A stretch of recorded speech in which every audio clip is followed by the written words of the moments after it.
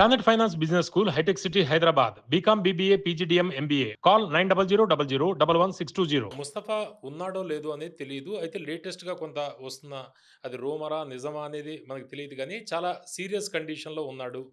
ఐసీయూలో ఉన్నాడు ముస్తఫా అనేది కొంత జరుగుతుంది. గతంలో మనం చూస్తే పుతిన్ విషయంలో కూడా ఇట్లాగే వచ్చింది. కిమ్ జాంగ్ ఉన్ విషయంలో కూడా అలా వచ్చింది. సద్దాం హుస్సేన్ ఉన్న కాలంలో ఆయన మీద కూడా ఇలాగే వచ్చాయి.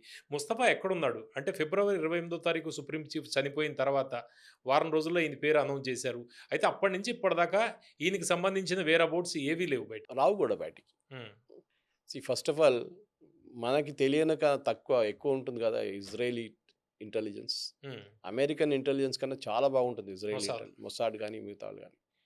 వాళ్ళకి ముస్తఫా ఎక్కడ నిద్రపోతాడో అది కూడా తెలుసు రాత్రి. హ్మ్. ఉన్నాడా లేదా అని కూడా వాళ్ళకి తెలుసు. మరి దాడులు చేయరా? వాళ్ళు చేయరు. వాళ్ళకి తెలుసు. వాళ్ళు చేయాలంటే చేస్తారు. హ్మ్. బతుకుంటే చేస్తాడు కదా! చనిపోయింటే ఎందుకు చేస్తారు? హ్మ్. చనిపోయిన వాడిని మళ్ళీ ఎలా అసలు చంపుతారు? They will know. మనం తెలుగు న్యూస్ ఛానల్స్‌లో చెప్పినట్ల మనం ఇట్లాంటి ఊహాగానాలు పడకూడదు. హ్మ్. Israel knows, US knows. ఆయన ఎక్కడున్నాడు, ఏం చేస్తున్నాడు అంతా వాళ్ళకి తెలుసు. హ్మ్. పెద్ద ప్రాబ్లమ్ ఏం లేదు. So, they can know. వాళ్ళకి తెలిసుంటది కానీ వాళ్ళు బయట చెప్పరు ఇదంతా. వాళ్ళకి కావాల్సిందేంటి? మెయిన్ పని ఇప్పుడు రెజ్యూమ్ చేంజ్ తీసుకురావాలి. ఆయన్ని చంపారనుకోండి ఇంకోడిని ఆయన కూర్చోబెడితే ఇంకోడిని కూర్చోబెడతారు. హ్మ్. అదే కదా! వీళ్ళ హైరార్కీ అట్లా ఉంటుంది. వారం తీసుకుంటారంతే. ఇంకో కొత్త లీడర్‌ని అనౌన్స్ చేస్తారు. ముస్తఫా ఖమీనీని ఎందుకు పెట్టారంటే ఎలిమెంట్ ఆఫ్ కంటిన్యూటీ ఉంటాడు. ఇంకా వాళ్ళ నాన్నగారు రాసి పెట్టారు మీకు గుర్తుంటుంది. హ్మ్. అవును. కొడుకుని చేయకూడదని. చేయకూడదని చెప్పి. అవును. అప్పుడు కూడా వీళ్ళు చేశారు. ఎందుకంటే కొత్తోన్ మొనార్కీకి వ్యతిరేకంగా అసలు వాళ్ళు. కొత్త ఒక ఆయన్ని తీసుకొస్తే వీడెవడురా అని అడుగుతాడు. హ్మ్. అవును. దానికి 10 మంది క్లెయిమెంట్స్ ఉంటారు ఆ పోస్ట్‌కి. నేను కూడా నన్నెందుకు చేయలేదని అడుగుతాడు. Larijani was aiming for that post. De facto leader గదా! సుప్రీం లీడర్ ఉండే ఆయన. అవును. కానీ ఆయన చేయలేదు. కానీ వాడిని ఇజ్రాయెల్ కొట్టారు చూడండి. అవును. ఆయన రేపు సుప్రీం లీడర్ కాకూడదని చెప్పేసి. ఓకే. ఓకే. సో వెరస్ this fellow was left behind. Hmm. Sometimes that is the strategy. ఇప్పుడు ఇరానియన్ ప్రెసిడెంట్‌ని కొట్టడానికి మీకు ఎంతసేపు పడుతుందండి ఇజ్రాయెల్‌కి? 24 గంటలు కూడా పట్టదు. ఆయన ఇవాళ దాకా చంపలేదు. ఫారెన్ మినిస్టర్ ముట్టలేదు. హ్మ్. స్పీకర్ ఆఫ్ పార్లమెంట్ ముట్టలేదు. ట్రంప్ దగ్గర అడిగారు. వీళ్ళు ముగ్గురు ఉన్నారు కదా! మీరు ఎందుకు వీళ్ళని చంపలేదని అడిగారు ఒక 2 వారాల ముందు ప్రెస్ మీట్‌లో. ఆయన అన్నారు వాళ్ళు ముగ్గురిని చంపేసి మళ్ళీ ఎవరితోని మాట్లాడతాం మేము అన్నారు. హ్మ్. ఎవరైనా ఉండాలి కదా! ఆ టేబుల్ అటుపక్కన మాట్లాడడానికి. వీళ్ళు ముగ్గురిని స్పీకర్ మాట్లాడుతుంటే కూడా అతని మీద కూడా ఐఆర్‌జీసీ వాళ్ళు అనుమానం వ్యక్తం చేశారు కదా! ఎవరిని వాళ్ళ స్పీకర్ మీద. ఆ స్పీకర్ మళ్ళీ వీళ్ళకేదైనా అమ్ముడుపోయాడా యూఎస్‌కి అని అది ఒక ఎట్లా అనుమానం. అయిపోతుందంటే అది ఎలిమెంట్ ఆఫ్ ఒక కన్‌ఫ్యూజన్ క్రియేట్ చేయడానికి. హ్మ్. ఒక రూమ్‌లో 10 మంది ఉంటే దాంట్లో అమెరికన్ ప్రెసిడెంట్ ఈ 10 మందిలతోనే మేము ఇద్దరితోని మాట్లాడుతాం అంటే వాడికి వీడికి డౌట్ వస్తుంది. వాడు పక్కనోడిని చూస్తాడు వీడేనా? ఆ! వాడేమో వీడి వైపు చూస్తాడు. వీడే మాట్లాడుతున్నామో ట్రంప్‌తోని అనుమానం అంటాడు. క్రియేట్ చేయడం. అనుమానం క్రియేట్ చేయడం. దట్ ఈస్ హ్మ్. ఒక డిస్ఇన్ఫర్మేషన్ క్యాంపెయిన్ అంటాం మనం దాన్ని. ఓహో! మొన్న అంటున్నారు చూడండి వీరన్నారు అమెరికన్ పైలట్‌ని మేము ఆల్రెడీ సేవ్ చేసేసాం అని చెప్పి హ్మ్. డిస్ఇన్ఫర్మేషన్ క్యాంపెయిన్ నడిపించారు. మీరెందుకు తిరుగుతున్నారు? $60,000 ఎంతో రివార్డ్ ఇస్తా అని చెప్పి తిరుగుతున్నారు. ఆయన మేము ఆల్రెడీ తీసుకెళ్ళిపోయాం అయిపోయింది. హ్మ్. సో వీళ్ళు వెళ్ళిపోతారు. వాళ్ళు తీసుకెళ్ళిపోయారులే అని చెప్పి. కానీ అక్కడే ఉన్నాడు ఆయన ఇంకా. హ్మ్. So that's called disinformation campaign. CIA దీంట్లో పెద్ద చాంపియన్స్ వీళ్ళు. హ్మ్. లేనిపోని న్యూస్ క్రియేట్ చేయడంలో మన ఇండియన్ న్యూస్ ఛానెల్స్ కన్నా చాలా పెద్ద చాంపియన్స్ ఆయన. గోబెల్స్ అంటారు కదా! జర్మనీ గోబెల్ లాగా. హ్మ్. గొబ్లెసియన్ ప్రొపగండా ఇంకో లెవెల్‌లో ఉండేది. హ్మ్. అది వరల్డ్ వార్ నడిమిట్లా నడిచిందది. హ్మ్.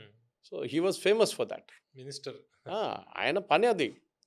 పీఆర్ పని.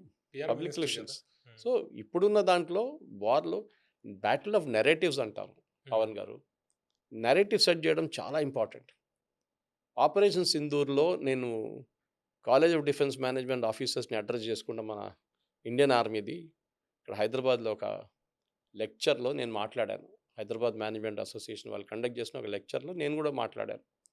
సో నేను చెప్పాను వాళ్ళ దగ్గర. We failed in one thing operation సింధూర్‌లో. సో అందరూ ఏంటి సురేష్ గారు ఇట్లా అంటున్నారు ఫెయిల్ అయింది. సక్సీడ్ అయింది కదా! మనం గెలిచాం కదా! గెలిచారు కరెక్టే. We failed in the battle of narratives. హ్మ్. పాకిస్తాన్ రోజుకి 3, 4 ప్రెస్ కాన్ఫరెన్స్‌లు చేస్తుండేవాళ్ళు డీజీఐఎస్‌పీఆర్. మేము అది చేసాం, మేము ఇది చేసాం అన్నీ అబద్ధాలు. కానీ ఏమైతుందంటే ఆ అబద్ధం 1000 సార్లు నేరేటివ్. చెప్పినప్పుడు నిజంగా అనిపిస్తుంది. అవును. ఇంగ్లీష్‌లో అంటారు live will travel round the world by the time you put on your shoes అంటే. అవును. ఒక అబద్ధం లోకంతా తిరిగొస్తుందంట మీరు షూస్ ఏసుకోదాకా. అవును. అది.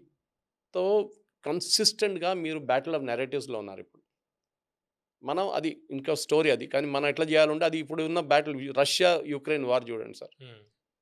Daily battle of narrative. Russia అంటాడు మేము వాళ్ళు ఇది చేసాం, మేము 10 కిలోమీటర్లు పట్టుకున్నాం.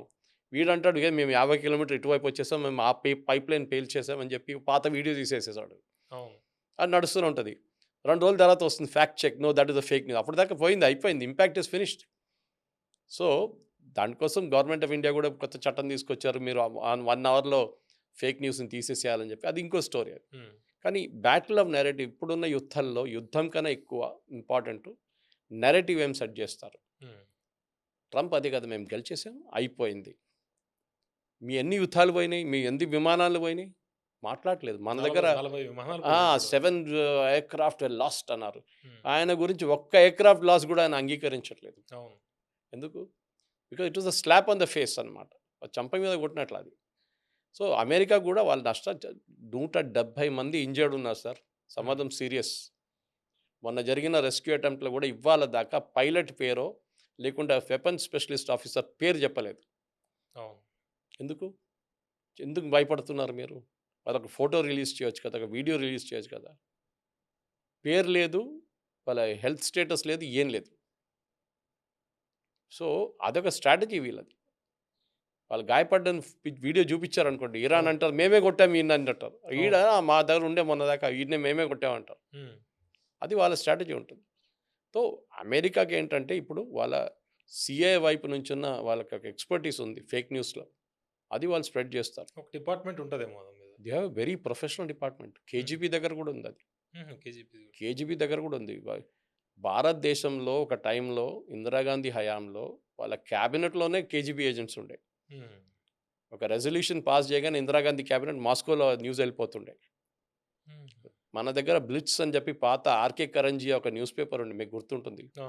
కాలేజ్‌లో చదువుతున్నప్పుడు, స్కూల్‌లో చదువుతున్నప్పుడు వస్తుండే వీక్లీ. బ్లిట్స్ ముంబై నుంచి. అవును. కరంజీ ఓపెన్‌లీ అక్నాలెడ్జ్ చేశారు. నాకు డబ్బులు ఇస్తారు కేజీబీ వాళ్ళు. రష్యా అన్నారాయన. అప్పుడు యూఎస్ఎస్ఆర్. యూఎస్ఎస్ఆర్ వాళ్ళ గవర్నమెంట్ నాకు డబ్బులు ఇస్తారు. దాంట్లో నేను దే ఆర్ లైక్ మీ, నన్ను నచ్చుతాను, నాకు డబ్బులు ఇస్తున్నారు. హ్మ్. నడిపియాలి కదా పేపర్ నేను. ఆడు అంతా ప్రో సోవియట్ న్యూస్ క్యారీ చేస్తాడు. హ్మ్. యాంటీ సోవియట్ న్యూస్ ఉండదు. అది. తర్వాత బ్రెజ్నెవ్ వచ్చాడు. ఆయన ఎంత అయిపోయింది, డిసింటిగ్రేట్ అయింది. దాని కరంజియా కూడా చనిపోయారు దాంట్లో. అది బంద్ అయిపోయింది బ్లిట్స్. కానీ డిస్ఇన్ఫర్మేషన్ క్యాంపెయిన్ ఇట్లా నడుస్తుంది. మన దగ్గర చాలామంది అడుగుతారు చూడండి, ఈ న్యూస్ ఫేకా, కరెక్టా కాదని. ఈ ఇంటర్నెట్ వచ్చే ముందు, సోషల్ మీడియా వచ్చే ముందు ఫ్యాక్ట్ చెక్. ఫ్యాక్ట్ చెక్ ఎవరు చేయరు. ఓకే. మన దగ్గర ఇప్పుడు ఒక మొబైల్ ఫోన్ తీసుకొని ఒక ఊర్లో ఉన్న ఒక అబ్బాయి, అమ్మాయి జర్నలిస్ట్ అయిపోతారు. They can counteract you. హ్మ్. రష్యా, యుక్రెయిన్ వార్‌లో ఇదే జరుగుతుంది. మొబైల్ ఫోన్‌లు తీసుకొని తిరుగుతున్నారు కొంతమంది. ఈ న్యూస్ జరిగింది, ఇక్కడ బాంబ్ పడ్డది, ఇక్కడ డ్రోన్ వచ్చిందని చెప్పేసి. ఇరాన్ వార్‌లో కూడా అంతే. ఇరాన్ వార్‌లో అక్కడ ఇంటర్నెట్ మొత్తం కట్ ఆఫ్ చేసేసారు గవర్నమెంట్. అవును. దానికోసం మీకు ఒక్క విజువల్ కూడా బయటికి రావట్లేదు. హ్మ్. వాళ్ళు రిలీజ్ చేసిన విజువల్సే వస్తుంది అంతే. వాళ్ళు మొన్న ఎయిర్‌క్రాఫ్ట్ కొట్టు కింద వీళ్ళు డెస్ట్రాయ్ చేశారు అమెరికన్స్ వాళ్ళ అవును. అది చూపించారు. రీఫ్యూయలింగ్ ఎయిర్‌క్రాఫ్ట్‌ని, బ్లాక్ హాక్స్‌ని ఫైరింగ్ చేస్తున్నది చూపించారు కింద నుంచి. హ్మ్. కానీ అక్కడ ఎంత డ్యామేజ్ జరిగింది, పెట్రోకెమికల్ ప్లాంట్ మీద అటాక్ జరిగింది, యూనివర్సిటీ మీద అటాక్, వీడియోలు ఎందుకు చూపియట్లేదు? చూపియరు వాళ్ళు. వాళ్ళకి అవసరం ఉందో ఇరాన్‌లో స్కూల్ సె పిల్లలది అది బయటకొచ్చింది. అదంట సెన్సర్‌షిప్. హ్మ్. అది ఉంటుంది. సో, వాళ్ళు కావాలని చెప్పి ఇంటర్నెట్ కూడా కట్ ఆఫ్ చేసేసారు. హ్మ్. మీరు సెన్సర్‌షిప్ చేయండి, వద్దంటలేదు. ఇజ్రాయెల్ చేస్తున్నారు. ఇజ్రాయెల్‌లో నడిచే ఒక్క వీడియో కూడా వితౌట్ గవర్నమెంట్ పర్మిషన్ రిలీజ్ చేయకూడదు. యూఏఈ గవర్నమెంట్ ఎవరైనా వీడియో తీసుకొని ఏస్తే వాళ్ళని జైల్‌లో ఏసేస్తాం. హ్మ్. ఓకే. ఏదో మిసైల్ వస్తుంది, మిసైల్‌ని కొడుతున్నారు, అది ఇది అని చెప్పి వీడియో తీసి మీరు సోషల్ మీడియా పోస్ట్‌లు ఎక్కడైనా ఏస్తే మిమ్మల్ని జైల్‌లో ఏసేస్తారు. అవును. ఆల్రెడీ అవును. 54 మంది వచ్చింది. జైల్‌లో ఉన్నారు. హ్మ్. అన్ని దేశాలు చేస్తున్నాయి. Even Saudi Arabia has got similar restriction. So, ఇప్పుడు మీరు చెప్పే దాని ప్రకారం ఇరాన్ గెలుస్తుందా? ఓడిపోతారా? రేపు పొద్దున మనం ఇది మాట్లాడి రికార్డ్ ఏసి మీరు రిలీజ్ చేయక పొద్దున 5:30కి లేసి నేను 5 గంటలకు అలారం పెట్టుకుంటాను రేపు పొద్దున. చూద్దాం ఏమైతుందో. కానీ నా అంచనా ప్రకారం దీన్ని మళ్ళీ పొడిగిస్తారు. హ్మ్. ట్రంప్‌కి తెలుసు. కానీ ఇవాళ ఇప్పుడు జరుగుతున్న అటాక్స్ చూస్తే ఇరాన్‌కి ఒక చిన్న వార్నింగ్ ఇస్తున్నలాగా ఇస్తున్నారు. ట్రంప్ ఏమన్నారు, పొద్దున 8 గంటలు అంటే వాళ్ళ దగ్గర నైట్ 8 పీఎం ఈటీ, మన వైపు 5:30 పొద్దునకి బాంబింగ్ మొదలైతే 4 అవర్స్‌లో నేను మొత్తం ఇరాన్‌ని ఫినిష్ చేసేస్తాను. 4 గంటల సేపట్లో. కానీ ఆల్రెడీ పవర్ ప్లాంట్స్‌ని కొట్టడం మొదలుపెట్టారు ఇజ్రాయెల్. ఇజ్రాయెల్ ఏమంటారు, మేమేం డెడ్‌లైన్ ఇయ్యలేదు గదా! ట్రంప్ ఇచ్చే డెడ్‌లైన్ మీరు ట్రంప్ దగ్గరెళ్లి అడగండి. హ్మ్. మేము ఎప్పుడు కావాలంటే కొట్టేసుకుంటాం. So, they already started. So, ఇరాన్‌కి ఒక చిన్న వార్నింగ్ లాగా వచ్చేసింది. ఇది జరగొచ్చు. ఆల్రెడీ ఒక పవర్ ప్లాంట్ కొట్టేశారు. పవర్ లేదు, ఎలక్ట్రిసిటీ లేదు. ఇప్పుడేం చేస్తారు ప్రజలు? ఇంక్యుబేటర్‌లో ఉన్న పిల్లలు, ఐసీయూ యూనిట్‌లో ఉన్న పేషెంట్స్ అవును. వీళ్ళేం చేస్తారు? ఎన్ని రోజులు మీరు కరెంట్ లేకుండా ఉంటారు? సో, ఏదో ఒక రోజు పెద్దగా రెవల్యూషన్ జరుగుతుంది అక్కడ కూడా.